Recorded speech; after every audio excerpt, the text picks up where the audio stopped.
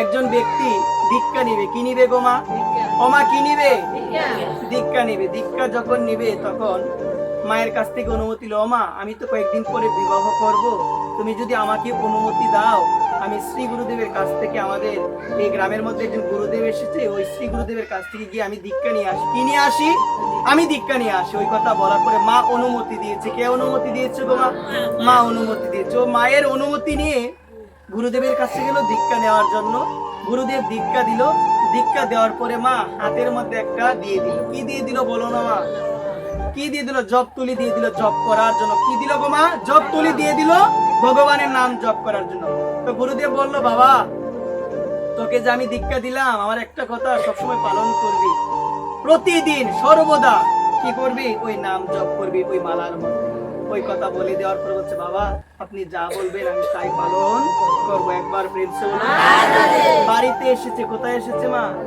বাড়িতে আসার পর মালা যে রেখেছে গো মা, আর কোনো খোঁজ নাই। এই যে মালাটা গুরুদেব দিয়েছে আর বলে দিয়েছে যে প্রতিদিন জপ করবি, কিন্তু বাড়িতে আসার পরে ওই মালা কোথায় রেখেছে আর কোনো পুজো নাই, জপও করে না, কোনো কিছু করে না। তো অনেক সময় দেখা যায় অনেক গ্রামের মধ্যে প্রতি বছরে বছরে গুরুদেব আসে না মা? তো ওই গ্রামের মধ্যেও কে এসেছে গো মা? গুরুদেব এসেছে। তখন ওই ব্যক্তিটা কাজ করছেন, মা গিয়ে বললো, কিরে বাবা তুই যে দীক্ষা নিয়েছিলি আগের বছর, তোর গুরুদেব আবার এসেছে। যখন ওই কথা বললো মনে পড়েছে। কিসের কথা? আমি যখন দীক্ষা নিতে গিয়েছিলাম, আমার গুরুদেব দীক্ষা দেওয়ার পরে আমার হস্তের মধ্যে একটা মালা দিয়েছিল এবং বলেছিল ওই মালাটার মধ্যে যেন সবসময় হরিনাম জপ করি। এখন তো আমার ওই কথা মনে নেই। এখন যদি গুরুদেব আমাকে জিজ্ঞাসা করে আমি কি উত্তর দিব? সারা ঘর খুঁজতে লাগলো, মালা তো আর পাই। সারা ঘর খুঁজে, ও মা সারা ঘর খুঁজে মালা পাই না। হঠাৎ খুঁজতে খুঁজতে দানের যে কারি রয়েছে ওই কারির মধ্যে মালাটা পেয়েছি। তো আগে আমরা লক্ষ্য করতাম গুরুদেব সবার যত শিষ্য আছে সবার ঘরের মধ্যে গুরুদেবই যেত, মা যেত না? এখন তো নিতে হয়, গুরুদেবই যেত যে আমার শিষ্যকে দেখে আসি। এখন সে চিন্তা করলো আমার গুরুদেব যে কোনো সময় আমাদের ঘরের মধ্যে আসতে পারে। সঙ্গে সঙ্গে ওই কারি থেকে, ধানের কারি থেকে মালাটা বের করে যখনই ওই মালার মধ্যে হাতটা ঢুকিয়েছে, সঙ্গে সঙ্গে তার ঘরের মধ্যে গুরুদেব এসে উপস্থিত হয়েছে। একবার মা কথাটা লক্ষ্য রাখো, যখনই হাত ঢুকিয়েছে গুরুদেব আসার পর লক্ষ্য করছে তার শিষ্য মালা জপ করছে আর নয়ন দিয়ে কি করছে গো মা?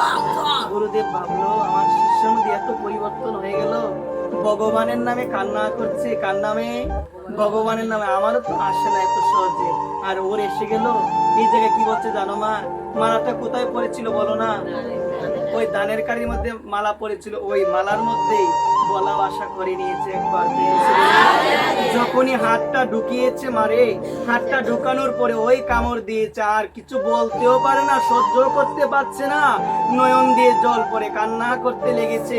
গুরুদেব চিন্তা করলো আমার শিষ্যকে বলে গেলাম, ওর এত পরিবর্তন হয়ে গেল, আমার তো আসে, আমার তো জলে আসে না। ঠিক এইরকম আমাদের অবস্থা। গুরুদেব বলে মা বলে একটু নাম করিস, দিলাম বীজ মন্ত্র জপ করিস, এই জায়গার মধ্যে অনেকই ভুল করে। গুরুদেব তো অনেক কিছু বলে না, কারণ আমরা যোগাযোগ রাখি না, কিন্তু একটা কথা বলে, কি বলে? একাদশী করবি, মালা জপ করবি, ত্রিসন্ধ্যার মধ্যে ওই বীজ মন্ত্র জপ করবি। এটা আমরা সবাই করি কি? সবাই করি কি?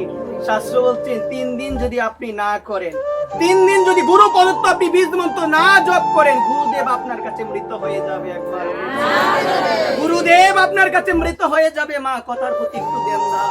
গুরুদেব যা বলে তাই পালন করার। যদি গুরুদেব বলে 3 বার সন্ধ্যা করার কথা, তুমি গুরুদেবকে বলো, গুরুদেব আমি সাংসারিক, আমাকে অনেক কর্ম করতে হবে, আপনি যদি কমিয়ে আমাকে 2 বার দিয়ে দিতেন। গুরুদেব যদি আদেশ দেয় সে আদেশ নিয়ে করতে পারবে।